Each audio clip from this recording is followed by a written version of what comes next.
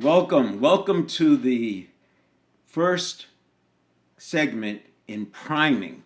Priming is a major lever in the first step. So we have the 7-step reset, which I'll get into in a moment. And you may have seen some of these videos before if you've been watching. I go live every day. So if you've seen it, you know the 7-step reset, but I'll cover it again. But the step 1 has 5 major levers. They're more like nodes within that step. Beliefs, neuroplasticity, command of that, being able to impact your habits based on your desire, design, life design, etc. Priming, which is massive. Neuroplasticity is massive. Beliefs are massive. And then you have mindset, massive, the growth or fixed, but it's not just having a growth or fixed mindset, it's being able to get back to a growth mindset very quickly. First of all, noticing when you slipped into a fixed mindset and then getting back to a growth mindset and doing so in seconds, not minutes, not hours. And then the physiology. And I can say each one is massive because it dictates your future from that point forward. And I can't say one is more important than the other because each one of them can influence the other node. So without the neuroplasticity, you're going to have trouble priming yourself because you won't have the habits. Without the priming, you'll keep falling into old traps and mental heuristics that keep you from using the neuroplasticity. Without a mindset, you won't believe that any of this is possible. And I'm going to start there because virtually, I would say more than 90% of the people I speak to, other than neuroscientists, and this includes, I hate to say it, but the coaches, consultants, therapists, counselors, and I'd love to hear from you if you take exception of what I'm saying, and I'll put that in the chat so you can join me here on stage. I'd love to have this conversation with you.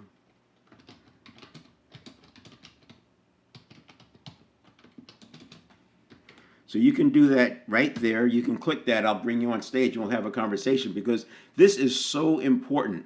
And the biggest obstacle to habit change is habit itself. I'll also put the website in there. So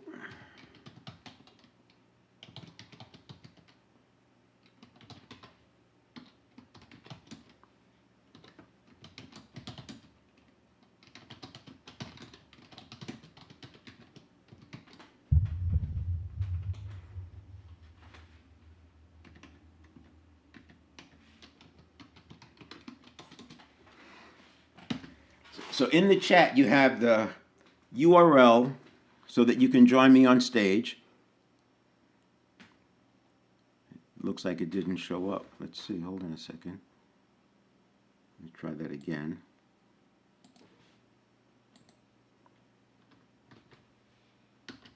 Yeah, there you go.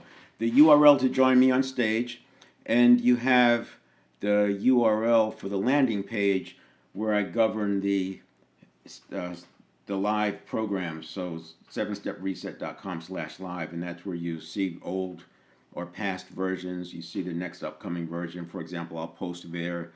You'll see that the next one won't be during Thanksgiving week. It's Tuesday, then there's a gap, and I won't post the next one because I'll be on vacation and skiing and all that. I'm just going to chill out, and then I'll come back to the lives in the middle of December or second week of December. But yeah, so the biggest obstacle to habit change is habit itself.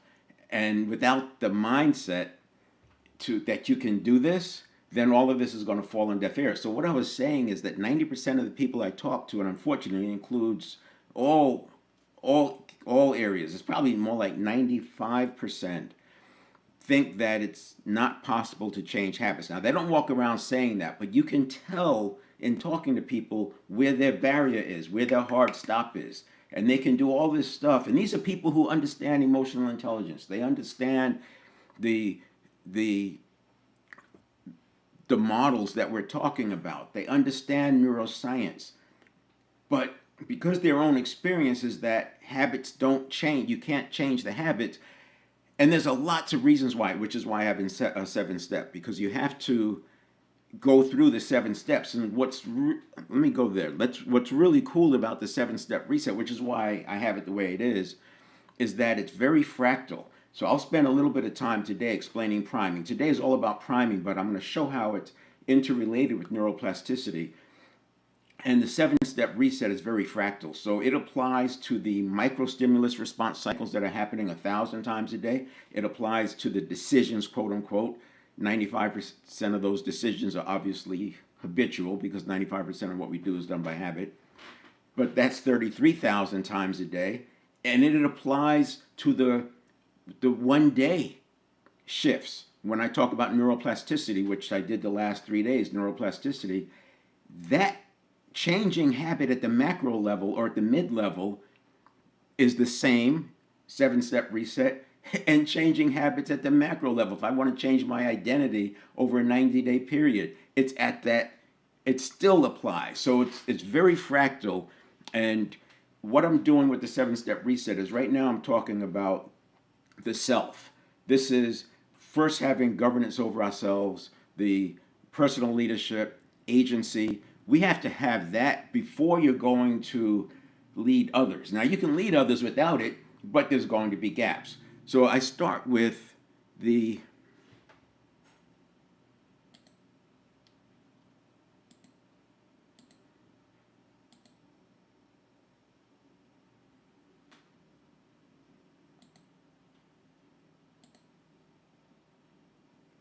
okay.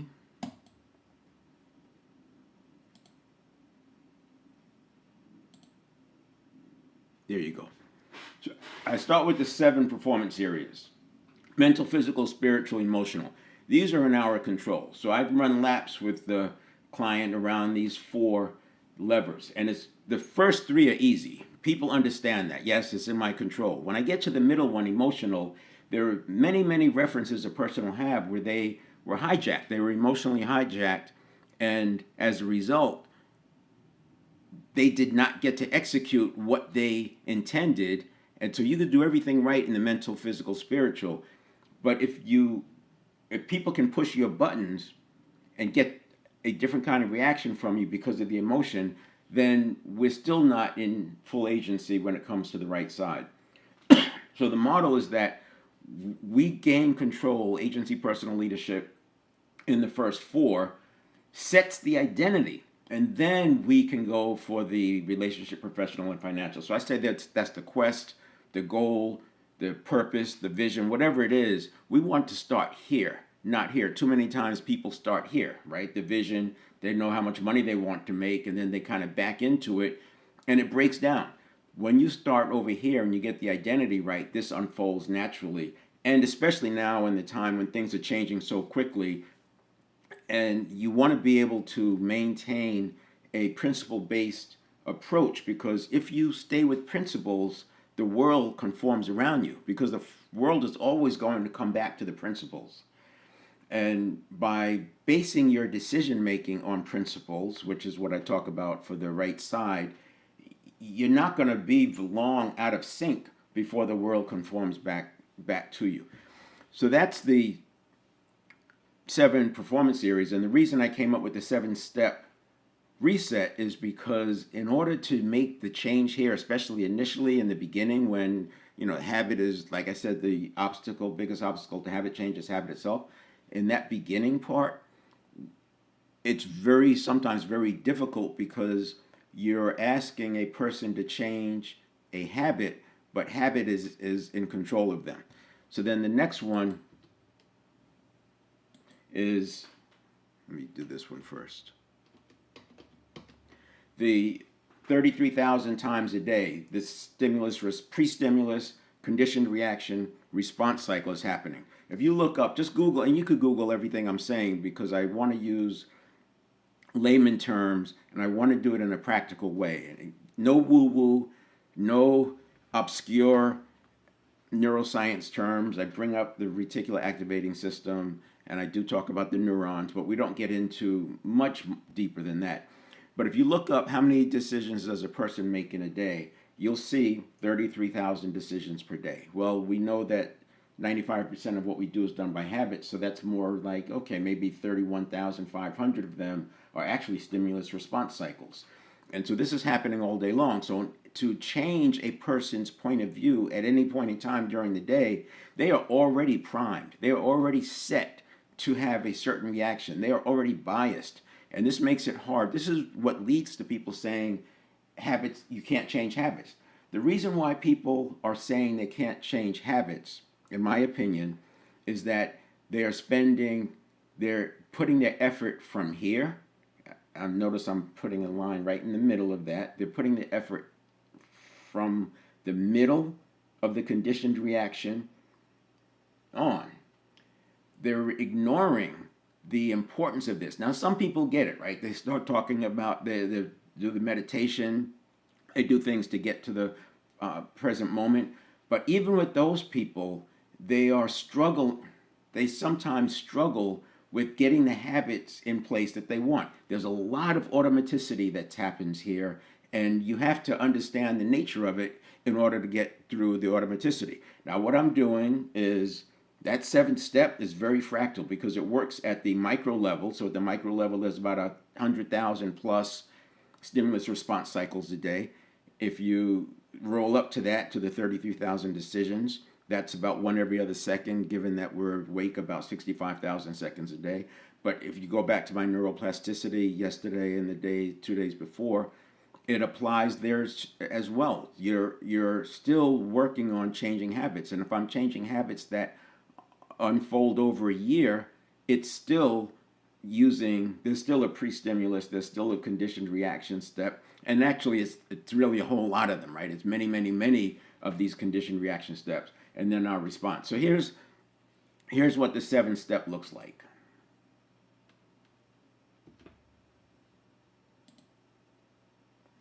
The 7th step reset is you start with step 1, and I mentioned that there's beliefs, neuroplasticity, priming, mindset, and physiology.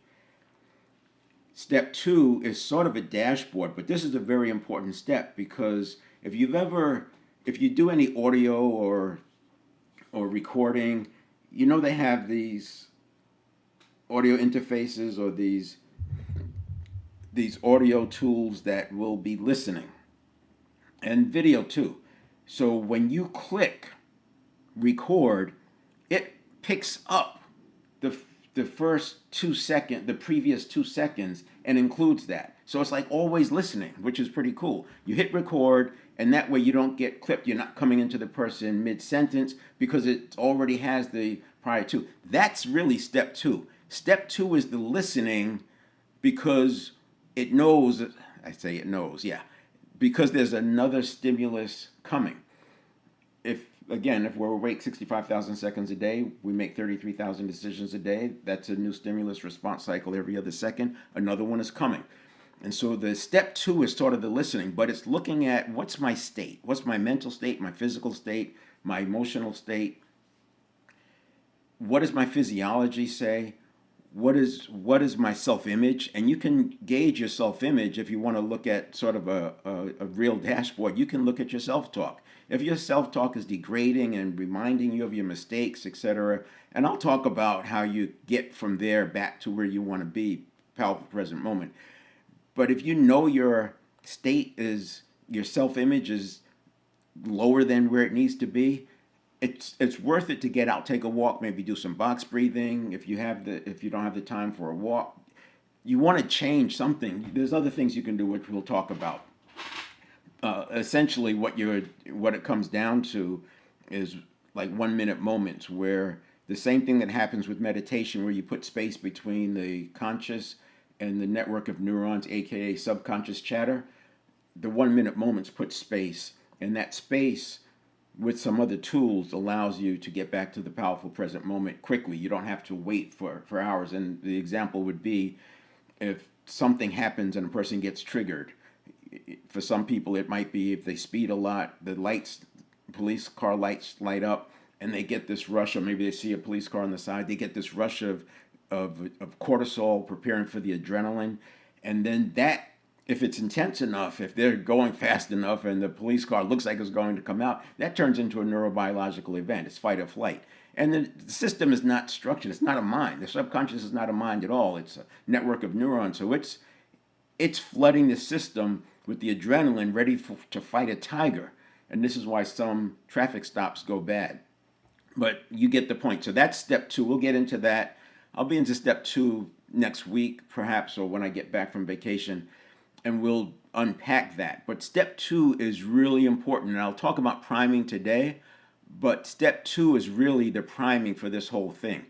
Now, what I was going to say earlier is that we have to master this process with ourselves first. So where I'm going with these daily events right now, I'm in the self. I'm in the personal leadership, having agency over self, commanding our own present moments so that we have the automaticity working for us. Then I'll slip into the guidance step, the leading others. Think of that as one-to-one. And I could argue that the spans of control that work, 6 to 8 people being ideal, is because leadership, while you're leading a group, a lot of the leadership happens when you look at building high-performance teams as one-to-one. If you think about a coach of a sports team, they're leading the sports team on the field, and in practice, they're looking at the group. But there's a lot of one-to-one conversation. So leading has a big one-to-one component. And that's really at play here, because by the time the stimulus reaction happens, it's too late. You're no longer leading, you're fixing. And then the third phase is culture. So we have self, one-to-one, and then culture. And in the one-to-one, we're using, this is dynamic leadership, by the way. It all comes under dynamic leadership. In the one-to-one, we are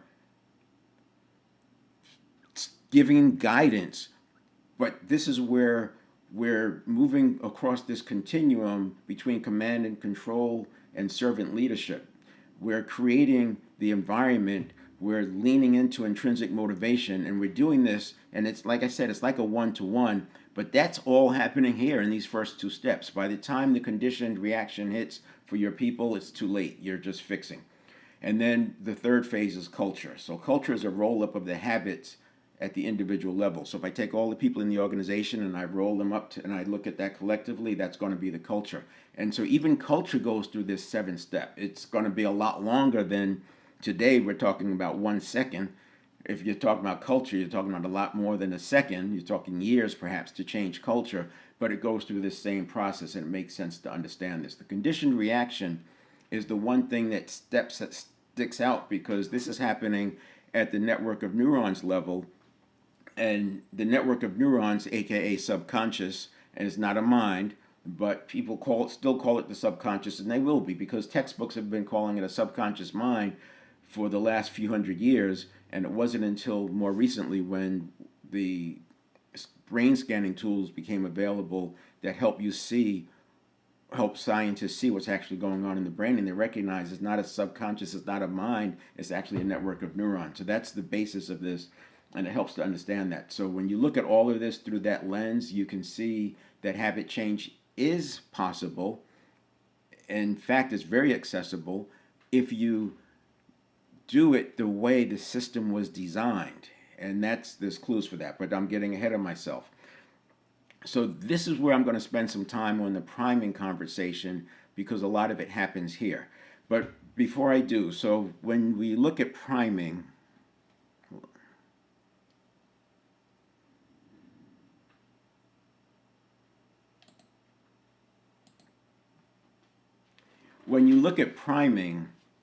and people know the term, but what they don't realize is how ubiquitous it is and how impactful it is. If you're leading others, if you're working with people, with changing people, helping people make changes in their lives, I really recommend reading the book Before You Know It by John Bargh, and that's Bargh. John Bargh, Before You Know It. This guy has been studying, and he calls it the subconscious, and I think in the past you had to call it a subconscious or a subconscious mind. or the book is not going to be published by a major publisher because it's been called the subconscious mind for 300 years, 400 years. That one book is not going to change that. That's just my point of view, and how so many great books stop short of not calling it a subconscious mind. They stop short of making it the network of neurons. But your neuroscientists clearly know that it's a network of neurons, and even they call it a subconscious because it's sort of like, in my mind, Galileo and Copernicus looking at the Earth is actually revolving around the sun, whereas everything in society was saying astronomy is the study of how the sun revolves around the Earth. So it feels like that to me.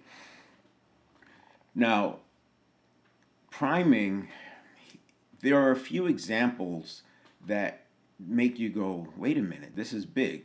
One of them is the study where they put these 70-year-old people in an environment for 5 days, and everything in that environment was from 20 years earlier when they were 50 something. And everything, magazines, the furniture, the way the TV looked, everything was from 20 years earlier. And this is not in John Borges' book, I don't think. This is in others. And within a week, their biomarkers changed. They were more flexible. Their gait was longer and more brisk. Their the cognitive processing improved just by being in the environment. So the environment primed them. There's a lot of these studies, but I think most people have heard the blue-eyed, brown-eyed study. This was back in the 50s, where the teachers were told that blue-eyed kids are smarter than brown-eyed kids, and those blue-eyed kids did better in class. And then researchers did some others. All of them had higher grades. This was a very disturbing study, right? And then what they did was they went back and they took they used double blind and groups and large enough samples, etc. And then they had others where they had the kids in certain places in the classroom, and they were told the same thing. Some are smarter, and they showed this that just telling the teacher that changed the grades of the students. Very disturbing, and it makes you think twice in terms of the role that teachers and coaches play with the children. Another one. This is the one that there's two of them that got my attention and made me start looking at the network of neurons as much, much bigger than it was.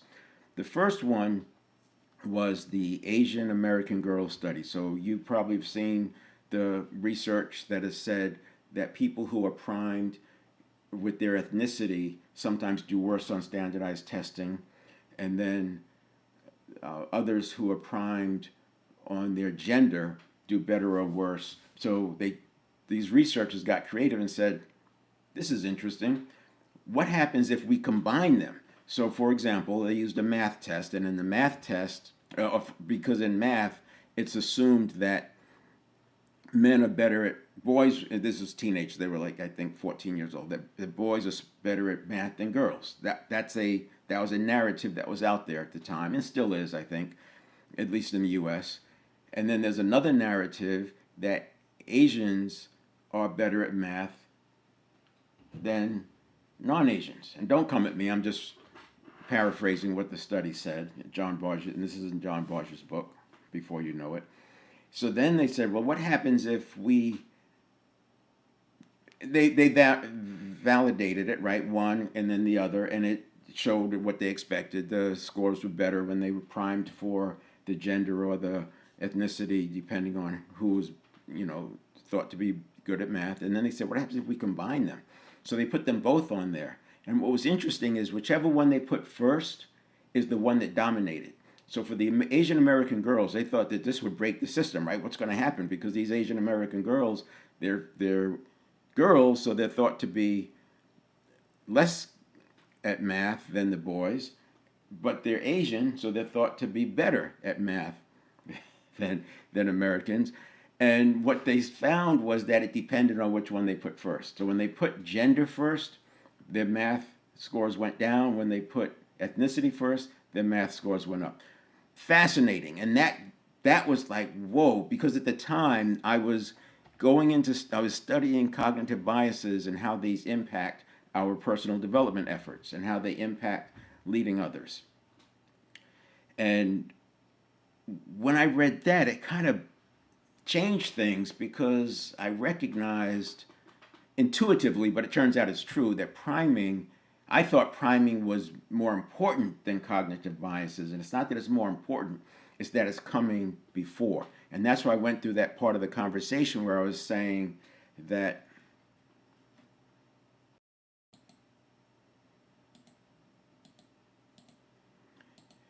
in step two, in step one and two, we are, well, I should say step two, we're pre-listening. This is like the recorder pre-listening to the environment so that when you push record, it's already picked in. Priming is happening here even before the conditioned reaction kicks in. So priming is happening here before this conditioned reaction kicks in, which is extremely important because if you want to change your habits, you have to change it at the priming level. And if you're going to change it at the priming level, you absolutely have to change it before the conditioned reaction happens. The other study that made me rethink my everything I thought I knew was when they showed that they took, again, the double blind. People think they're researching something else, but they're really the subject of the research. Hold on. And I gotta fix.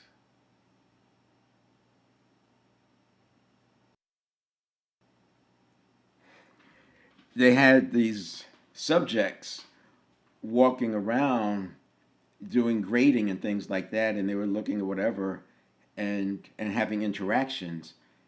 And what they found is if the person was holding a cup of warm liquid, their responses were more compassionate than they were if they were holding a glass or cup of cold liquid. Right?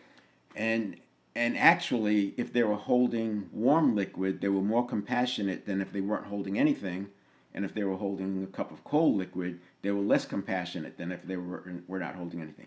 This seemed to be more than priming, and it's what helps you start to separate the mind from the network of neurons. So the network of neurons, warm is warm, right? Cold is cold.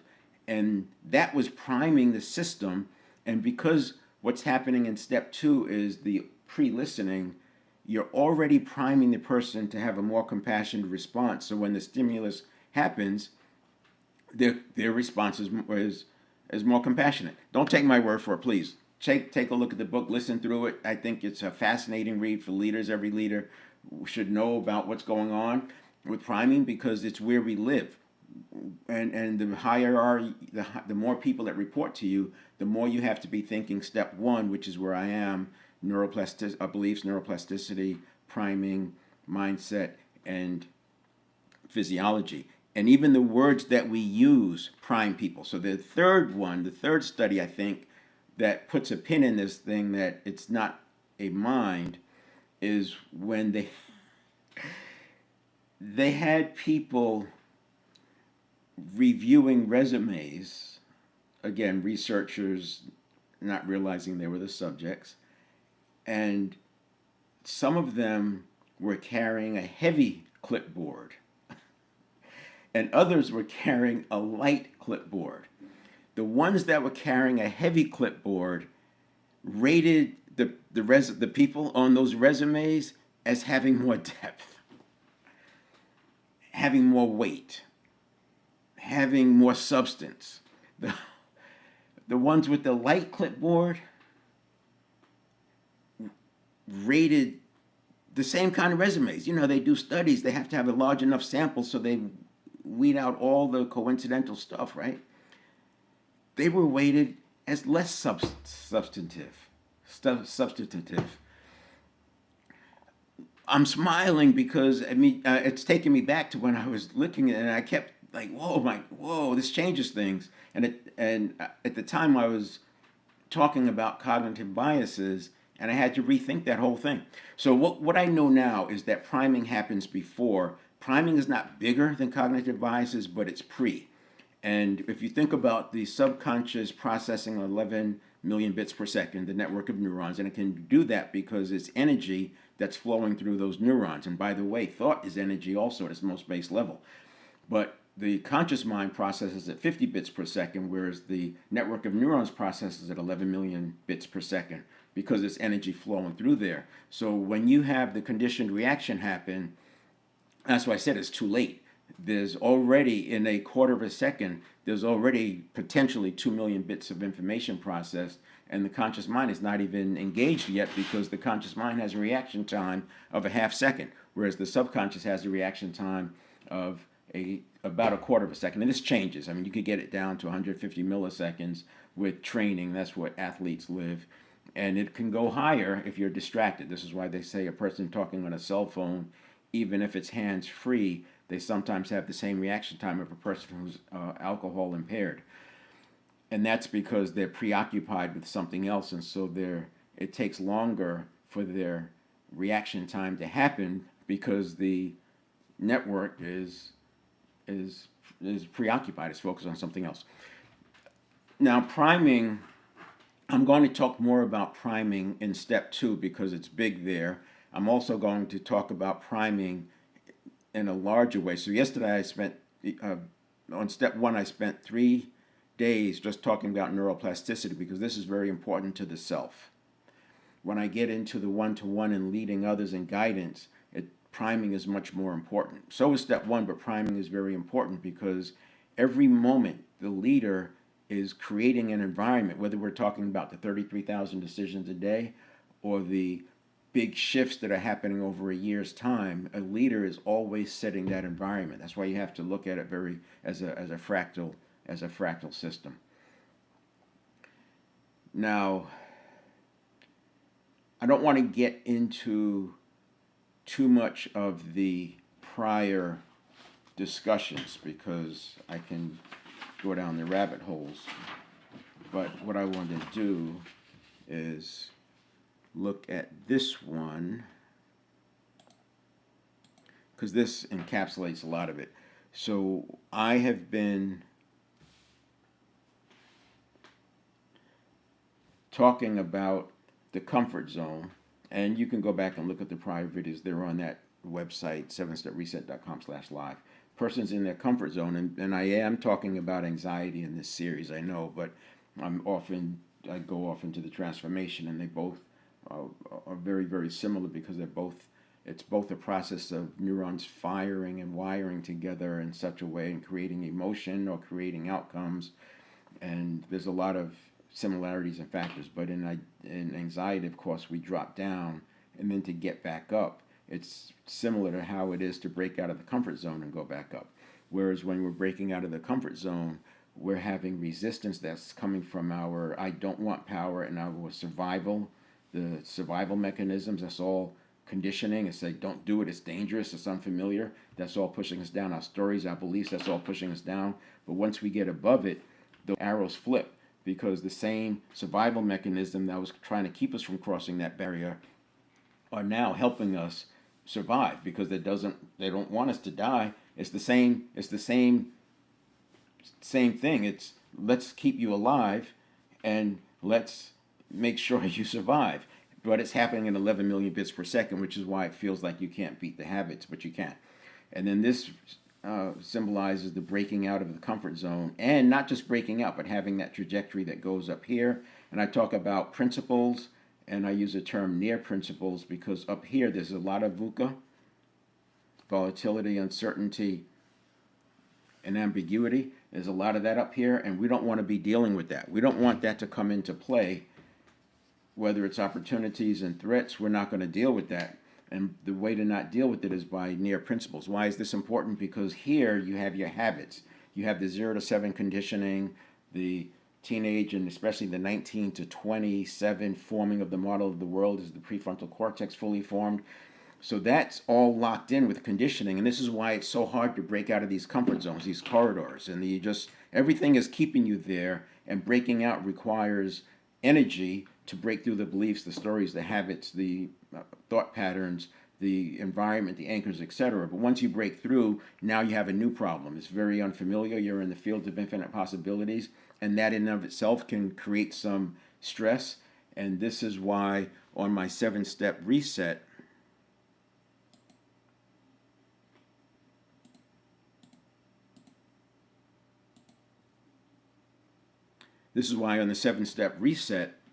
we take a look at this and the importance of this steps 1 and 2 to make sure that we get ahead of it and we're priming ourselves. Now, there's something that happens in this process.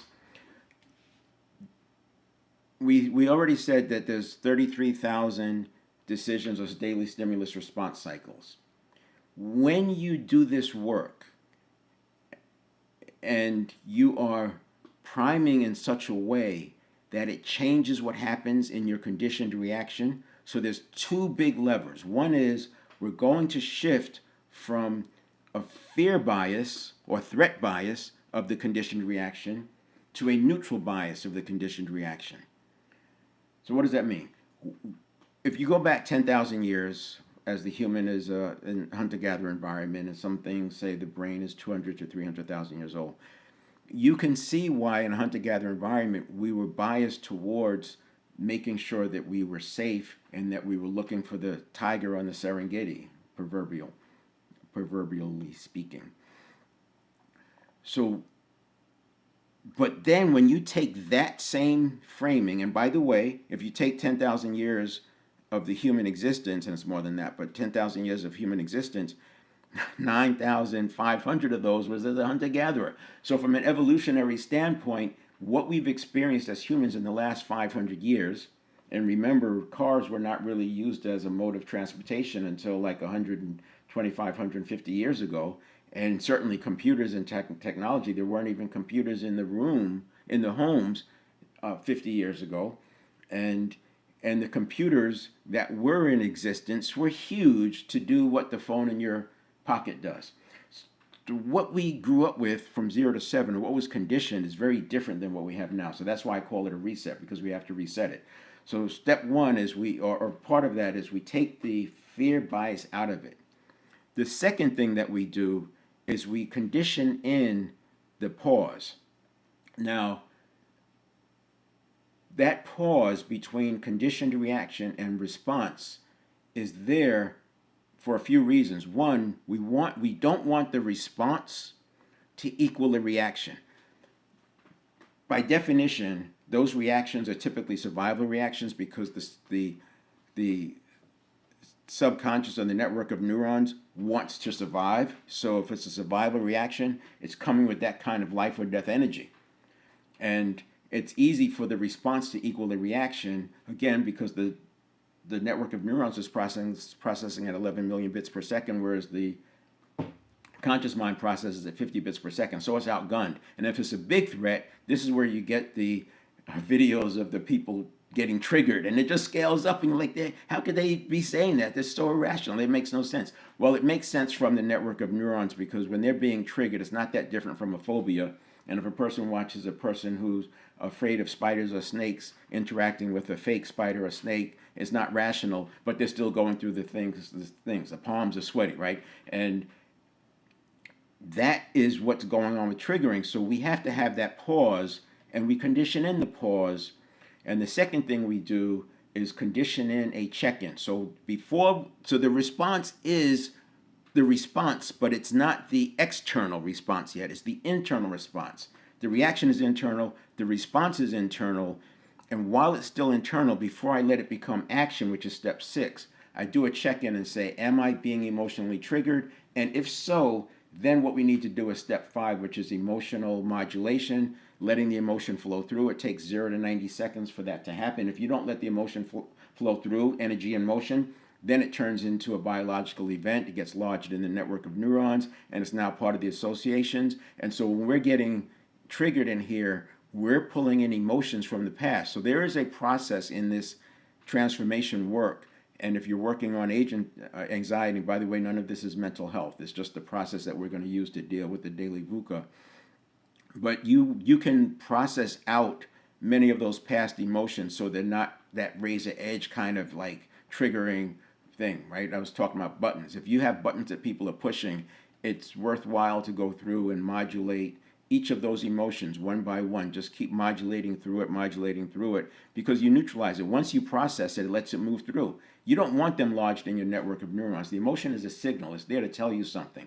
You learn from it. So I say locate it, label it with a name, and there's Dr. Rosenberg in a book, 90 Seconds to a Life You Love. She talks about there's 8 emotions that encompass all of the uncomfortable emotions, and uncomfortable emotions are the emotions that are associated with anxiety.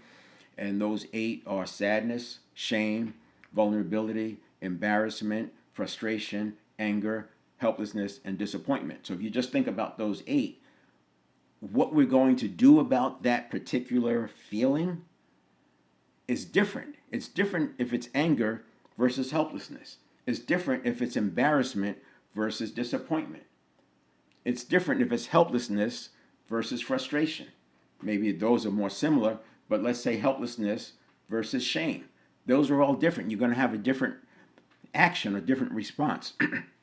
So that's part of the modulation process. You let the emotion pass through, and the reason I went on that little tangent was because my model is to locate it. Where is it in my system? And that's allowing you to get some space. Now you're bringing the conscious mind in, so you're not in that reaction mode. The conscious mind is now engaged, and when the conscious mind is engaged, it's more the you. I talk about the you versus the network of neurons, but most people are living their lives 95% by habit, so the you is only in charge 5% of the day, which is why we just keep having more yesterdays for our tomorrows.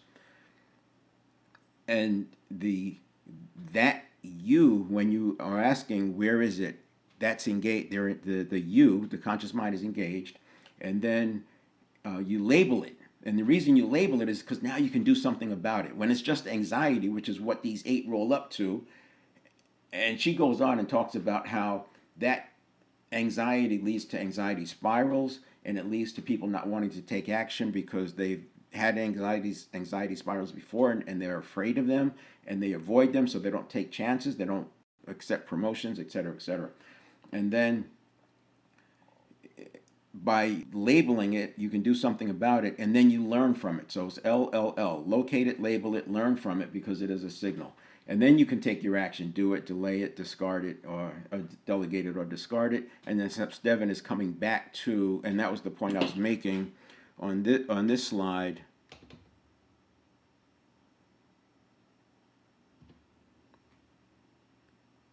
Looks like it went away.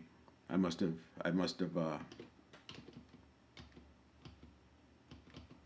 closed it out. But that was the slide I was talking about with the multiple, stimulus response cycles, right? We come back to the response, and then we have to get back. We're priming ourselves to the next one. That's the topic of today, is priming. When I was talking about neuroplasticity yesterday,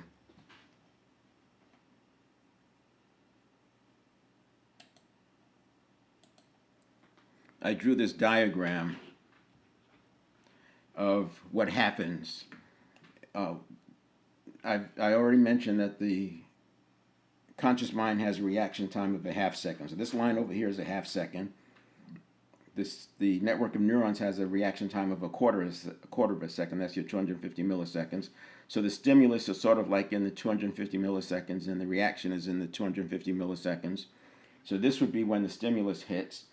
And remember, I said that there's sort of a pre-listening period. That pre-listening period is out here. This is the step 2. This is the priming. This is where priming is happening. So cognitive biases, that's a mental heuristic. It's a shortcut that the brain uses to not have to repeat stuff, because the brain is efficient. And the cognitive biases like confirmation bias, planning fallacy, overconfidence bias, etc., recency bias, all of that comes into play, but the priming happens before that.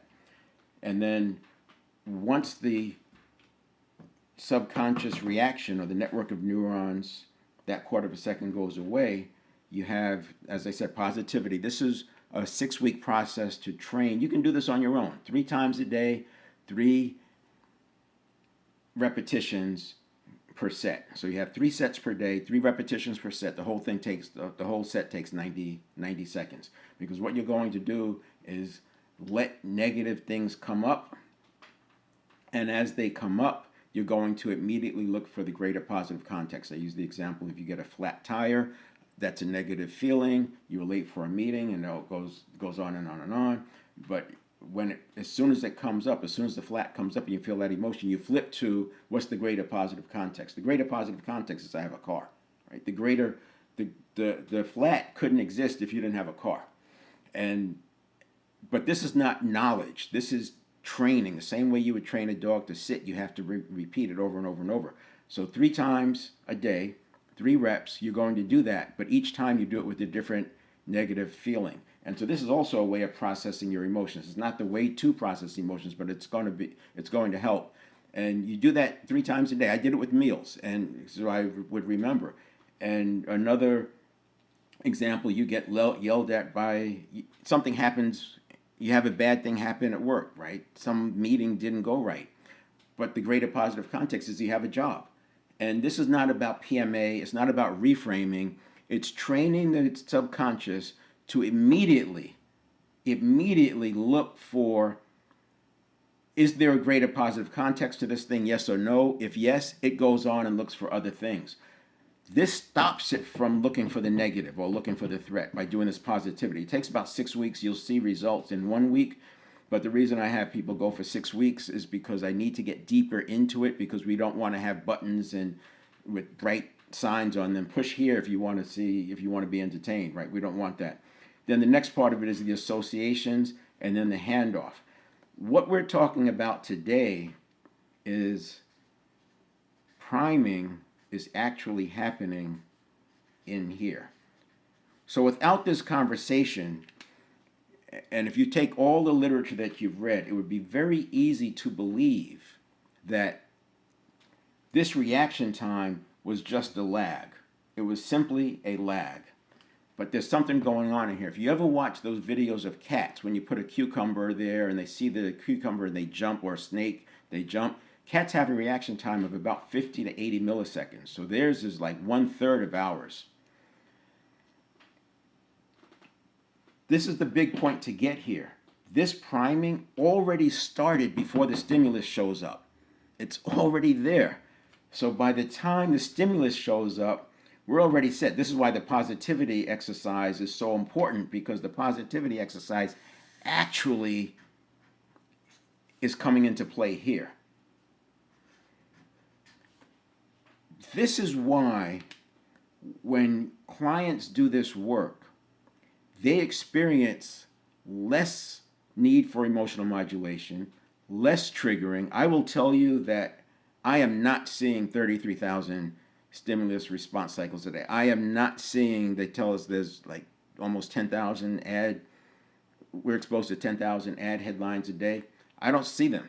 And the reason I don't see them is not because I'm some special person, it's because I am primed so that my internal priming is stronger and more meaningful than the external. Everyone has the ability to do that. In fact, that's the way it was when we were kids. But the prefrontal cortex, forming from age 19 to 27, locks in this model of the world, because in that prefrontal cortex is the 20 billion neurons. So it essentially locks in the conditioning. And that's why in the 20s, all you had to do was show up and you got better. In the teens, you just show up, take a sport, music, whatever it was. You did do some practice, but just show up and you got better. Now, after 30, the way I look at it is that showing up, getting better doesn't work. And people start falling off. They start giving up. They stop trying. And next thing you know, they're living 95% of their lives by habit. And then by the 40s, they're like, man, this is really hard. And then by 50s, they just succumb and resign themselves to the fact that this is all there is. And it's very difficult for a person to even knock on that door. And it's like if you go to the circus, sometimes you'll see the elephant tied up with a small rope around their foot, and this elephant could walk through a building if it wanted to. It could lift up a car, but there's a small rope, and they'll move their foot and they feel that rope and they stop. What's going on? Well, if you go look at the baby elephant, there's a chain and a stake. So they've conditioned the baby elephant with the chain and the stake that they can't pull this thing out. So all you have to do is tie a rope around their foot and they don't move. And this is what I say happens to us by the time we're 50. And so we have these artificial barriers, which is why I use that diagram of moving along and then breaking out, because you have to break through that. But to break through it, again, habit is the biggest obstacle to habit change. So this is the priming. Now, there's external priming. You can use your senses. I already gave you some examples: the warm cup of liquid, the heavy clipboard. Advertising uses priming all the time: words, sounds, music. This is why celebrities are used to sell things and people buy stuff. I was in a shop just the other day, and it was really interesting because there were things in there that may have sold for $100, but this shop had bought them at a very low price because the reason they could be sold at $100 was because the marketing engine was behind it, and the marketing engine taps into this directly. They're priming you. They're tapping into your cognitive biases. They're tapping into, like Robert Cialdini. He talks about this a lot. It's another great book. The book is Influence. If you look at the earlier versions of the book back in the 90s, there were actually 7 factors of unconscious influence. Now it's 6. And this is, he speaks more about it like with cognitive biases. And again, we didn't have the brain scanning tools when he wrote this book in the 80s and late 80s that we do today. So now that's why we now know that this priming is happening well before. And he does get to that, but he talks more about cognitive biases, at least in the edition that I read, which was the earlier one. But those 6 factors would be, let's see, we got rapport or liking, reciprocity, scarcity, authority, and then commitment or consistency. And I left one off. And the one that was added before was the because frame. Simply the word because would put person into a compliance mode. And that is another great book. When you read that one and the Before You Know It by John Barge, you see how powerful this is and why we need to have a handle on it. As a salesperson, is when I read that book, I was in sales more directly, sales management, and later, as I look at it with sales operations, I was using it for the setting up your reward system, and compensation. Now, I see that as leaders in setting culture, it's all about the priming. Leaders' role is priming. And I can go on. We'll talk about that when we get there. But I look at leaders in 2 different camps. There are those leaders who are really big managers, right? They have a board that's so strong, and the board is dictating what they do. And while they may have freedom of action in the 6-month time frame, they're actually doing someone else's bidding or some other entity's bidding. I'm not saying they're not leading, but that's different than that person, that business owner who does not have that board, or the board is their people and the board is subordinate to them. That's a different model. And this person knows what it feels like to look into the abyss with no backstop. So that leader has to recognize that they're constantly priming their environment and their organization. The reason I bring that out is not to create some conflict, but if you are doing what the board tells you to do, if they're in that kind of an organization or that's your situation, you don't have the power or the freedom of action or the authority necessarily to really prime the culture. So the culture becomes a result of either the organized or disorganized sets of inputs that come in. This is why we'll be talking about this 7-step approach when I get to one-to-one leading, but more importantly, when we get to setting the culture, setting and establishing the culture. I have this thing up here that says calm. Neuroplasticity, I wrote that because I was talking about neuroplasticity. Neuroplasticity requires calm in order to have it happen. And this is why when we're talking about priming,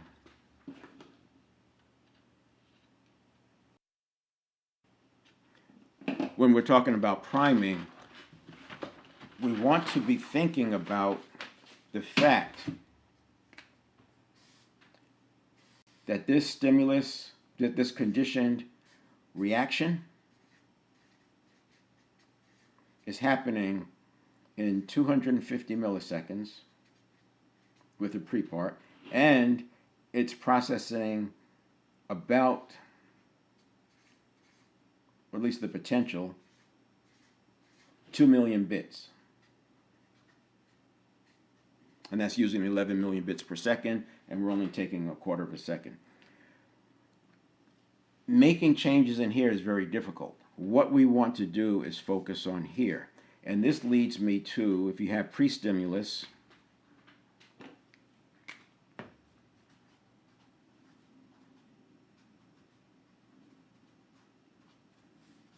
if you are a leader,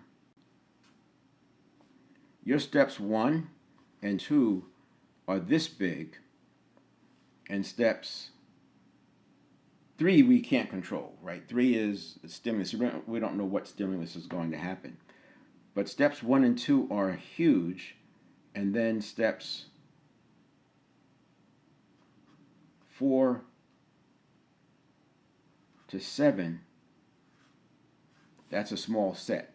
And I could say that 7 is out here because this is a return to the powerful present moment, to an allostasis state, to agency and personal leadership. So I could say that 7 is big, but the leader, if they're spending their time chasing things in the 3, 4, 5, 6 area, they're missing the boat. We need to get earlier than that.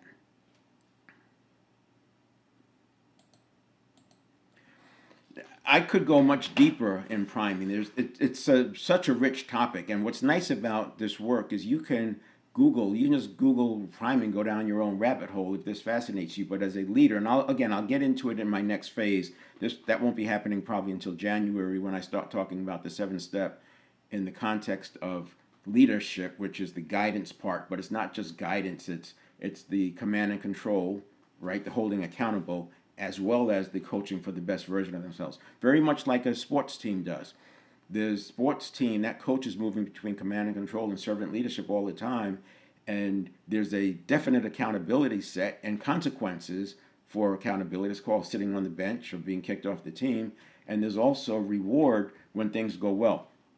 And that's where we want to be as leaders, understanding that we're creating this environment, and that culture is what's really happening in this conditioned response step, more so than what we think we're doing. And the more freedom of action you have as a leader, the more you can influence this high performance model, and you can do it in months, not years, if you have enough freedom of action and can make the changes in the environment.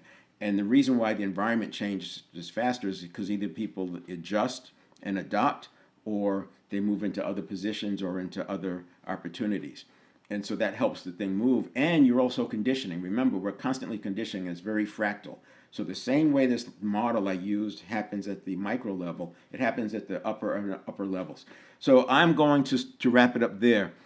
If you go to 7stepreset.com/live, you'll see the next time I'm on, which is going to be Monday at 8 a.m. Pacific time, and I'll be talking about mindset, and I'll bring priming in as some review just to keep the continuity going, because as I said, any one of these can impact the others. And I would say, I want to say that neuroplasticity and priming are the big ones, but I can't, because physiology is a big one, and beliefs are a big one, and mindset is a big one. And if I had to pick one that was less than the others, which I can't really do, but it would be mindset, only because it's smaller and it can shift, and it has less tentacles. That's probably the reason. It has less ways of getting there, but that said, any one of the other 4 could put somebody into a fixed mindset.